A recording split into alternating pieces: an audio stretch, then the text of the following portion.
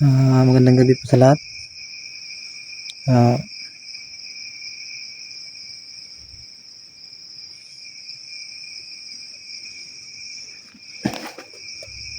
magandang gabi po sa magandang gabi po sa lahat. Magandang gabi po sa lahat. Prince Manuel TV po nagbabalik. Ngayong gabi po ay nandito po ako ngayon sa may area po kung saan po lumabas yung yung nakayarang araw. Hindi ko po kasama ngayon sila Camille at si Apo kasi po ay gabi na. So hindi ko po sila pwedeng isama si Camille kasi delikado rin. Kung napansin niyo po nung birthday po ni Apple, wala po ako doon kasi po nung kagabi may naramdaman po kasi akong umaaligid po sa amin po, no. So sinubukan kong puntahan, tingnan yung paligid at hindi nga ako nagkamali. Mayroon pong kalaban na nakaitim. So hindi ko po siya nakuha ng video dahil nga po hindi ko inasahan na may madadatnan ako doon. Kaya ngayon nagdala po ako ng video, nagbabasakali na baka bumalik ulit yung kasi po nakatakas bago po ang lahat, shoutout po nga pala sa mga viewers ko po, supporter ko po, lalong lalo na po kay Ma'am Nayanaldi, kay Ma'am Orampunin, kay Ma'am Nora Shatshat, kay Ma'am Jo Panchika. Mga hindi ko po na shoutout po, pasensya na po. Hindi ko rin po kasi dala yung listahan, pero shoutout po sa inyong lahat, sa lahat ng tumulong po sa akin na makapagsimula po ako. So tara po, samahan niyo po ako ngayong gabi para magbantay po, kasi may darating na rin po yung sinasabi nila na eclipse. Sa panahon po yun medyo malakas po sila, kaya kailangan kong bantayan po paligid namin So hanggang dito lang po, tara samahan niyo po ako.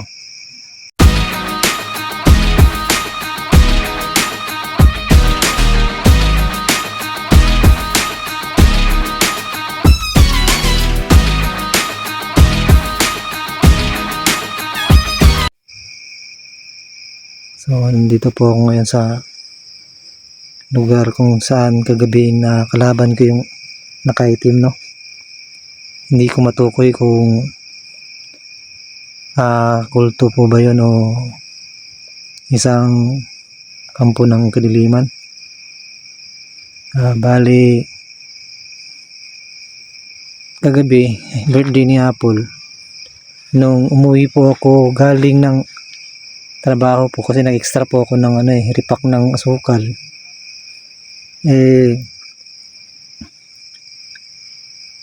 Nung napansin kong parang kakaiba dito na may naramdaman agad ako, kaya sinubukan kong umikot ang paligid, ikutin yung paligid, at hindi nga nagkamali. May nakikita akong nakaitim na nilalang. Bigla po nakalaban ko siya, pero maiglas din, kaya sinusubukan kong i-ruby ngayon, baka sakaling bumalik at mapakita ko. Kasi nung kahapon hindi ko nadala hindi ko akalain kasi na ganun pala yung mangyayari. Pero kutob ko lang, nagmamadali na rin kasi ako, kasi kutob ko talagang may masamang presensya. Ngayon po darating po yung eclipse po, no, sinasabi nila. Sa eclipse naman Doon lumalakas yung mga kapangyarihan ng mga ano. Pero sisikapin ko pa rin po na maging ligtas po yung pamilya ko at pati sila, pamilya ni Camille, no? Pati sila po. Gusto sana nga ni Camille na sumama. Kaso, pinigilan ko na rin.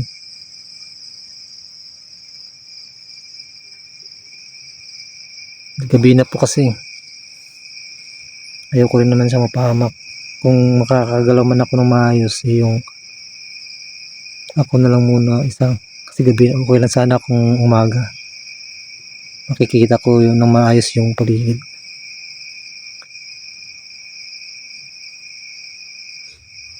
Medyo tahimik ngayon. Hindi ka pa man masyadong na may nararamdaman na akong ano.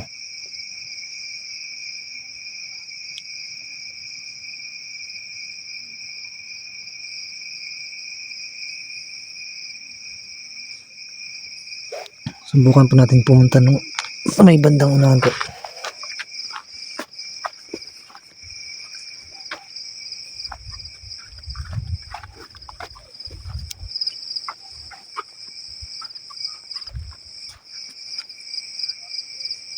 So makikiramdam lang tayo, no?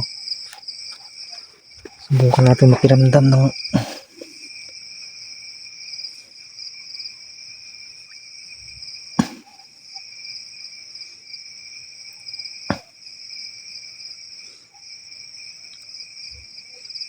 kung nagtataka po kayo, ilang araw po kung hindi nakapag-upload dahil po nun kasi naghanap po ako ng may extrahan. May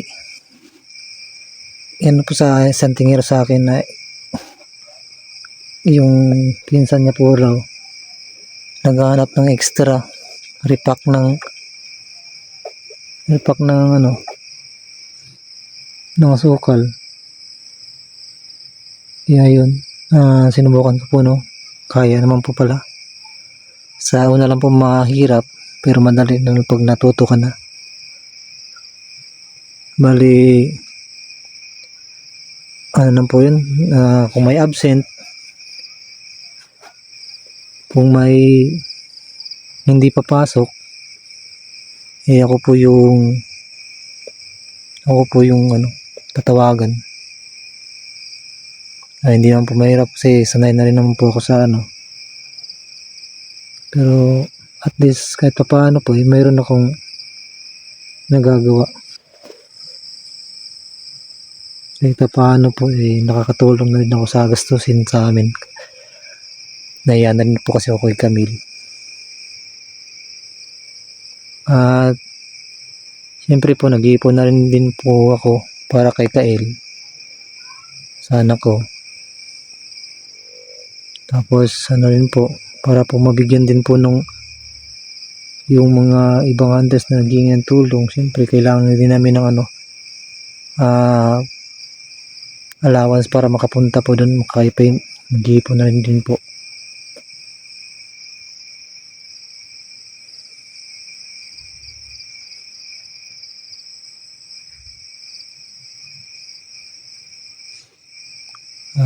Sa ngayon po, hindi ko naman po masyadong nararamdaman, pero hihintayin ko po mga ano. Kasi ganitong oras din nung kahapon Hindi ko po nadala yung video ko, ang camera ko, kaya hindi po na-videohan. Kaya wala rin po ako sa birthday ni Apple. Nandun ako nung umpisa, nung pagdating ko, nag-greet po ako kay Apple. Tapos umalis na, tapos nung naramdaman kong kakaiba talaga yung ano, may presensyang kakaiba. Kaya pinuntahan ko. Ngayon po sana ako maglalagay nung pangharang sa mga masasamang loob sa paligid, kaso nag-extra po ako kanina kaya hindi ko pa nagawa. Bukas mukhang wala po yata akong gagawin bukas. Pagkatapos kong magbilad ng mga saging, magtatanim ako ng pangharang po sa mga masasama, no? Nang sa ganun laging panatag na yung loob ko. Pupunta muna ako sa siguro bukas para na rin may basbas din ni Diwatang Liza para medyo lumakas-lakas din po yung pangarang ko na hindi agad para po ma-detect agad, mapansin agad, matunugan agad yung kung may kalaban, para maging panatag na din po yung kalooban ko kung sakali mang nasa malayo ako naghahanap buhay.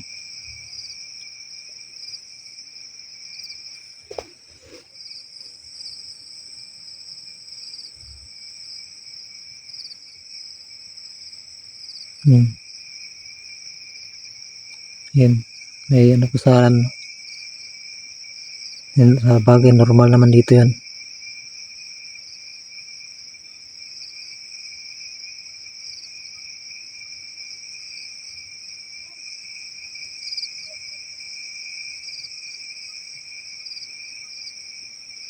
Medyo nakakapagod din pag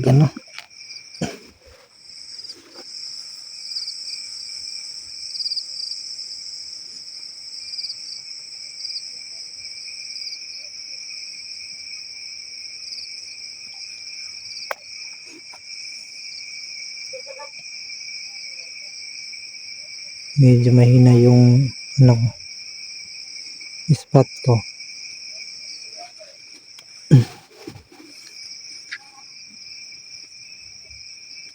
Ano nga ba to? Nangiram lang din ako ng ng stand. Paano ba gamitin to?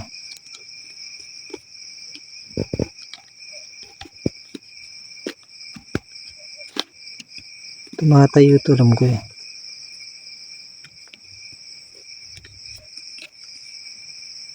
Pasensya na po kung medyo kasi sinusubukan kong patayuin tong stand na to eh.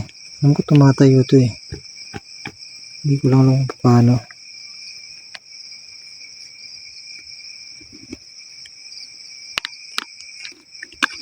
Ito. Ganun pala yun. Tapos, paano mo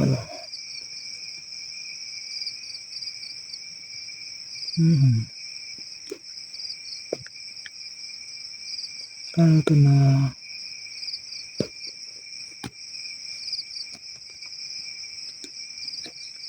so ulitin ko po sa lahat ng mga tumulong po, no?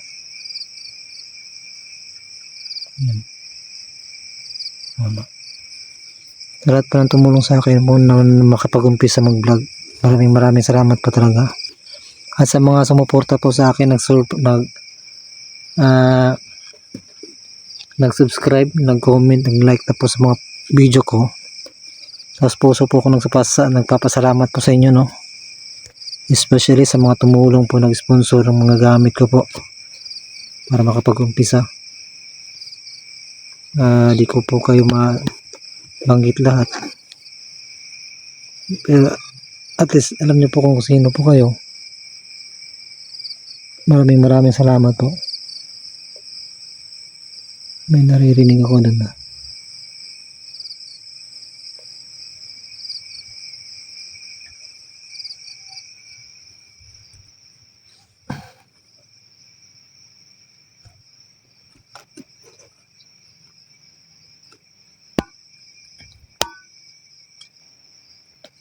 medyo mababa to.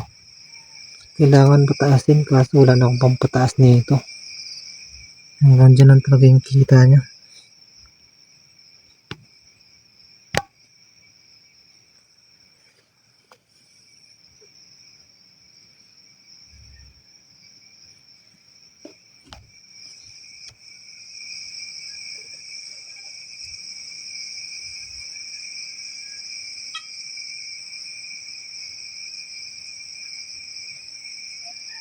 So pa wala pa naman po, no?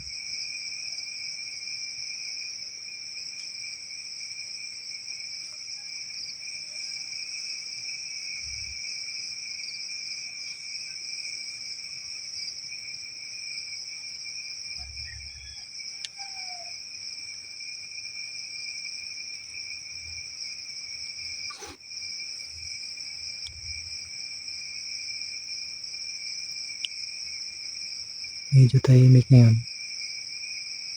At wala naman akong nararamdaman.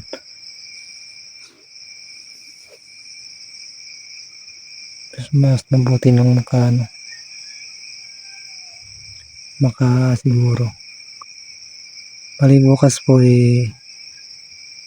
pupunta po ako sa balon, sa may bagong balon, para magpapaspas ng itatanim ko po sa paligid, no. Bali po yun, magsisilbing kung sa bakod, pero hindi nakikitang bakod po yun. Magsisilbing bakod sa mga masasama. Nang sa ganun hindi agad malaman ko agad o maharangan kung may masamang hangarin na pupunta sa amin, no, sa pamilya ko, sa pamilya ni Camille, kina Apo.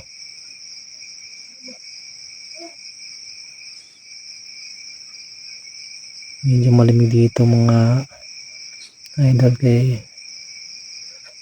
bundok po kasi. Maya po magpapags na rin dito. At kailangan ko na rin pumasok, baka masira pa yung cellphone. Iniingatan ko po yung cellphone ko kasi bigay po to sa akin, sponsor po to sa akin. Kaya kailangan ingatan. Pag nagpags na, mababasa na yung cellphone. So hindi na siguro yung babalik yun. Kasi nasugatan ko rin yun Medyo malakas din siya. Nakaitim siya na para siyang tinatawag nilang kulto. Pero tingin ko kasamahan din ng mga masasamang nilalang.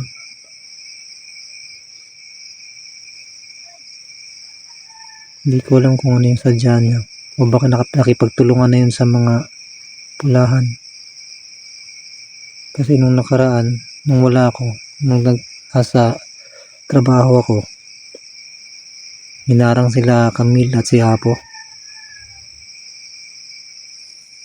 Hindi ko naman magawang nung nalaman ko, nung makita ko sa video niya, dari-dari akong umuwi.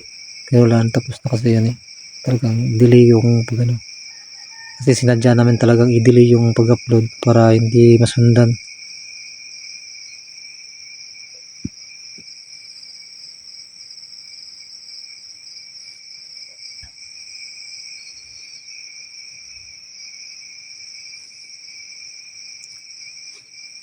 Medyo tahimik naman. At siguro naman peaceful na siguro. Wala naman ako nararamdaman may panganib. Siguro nga hindi na babalik yun.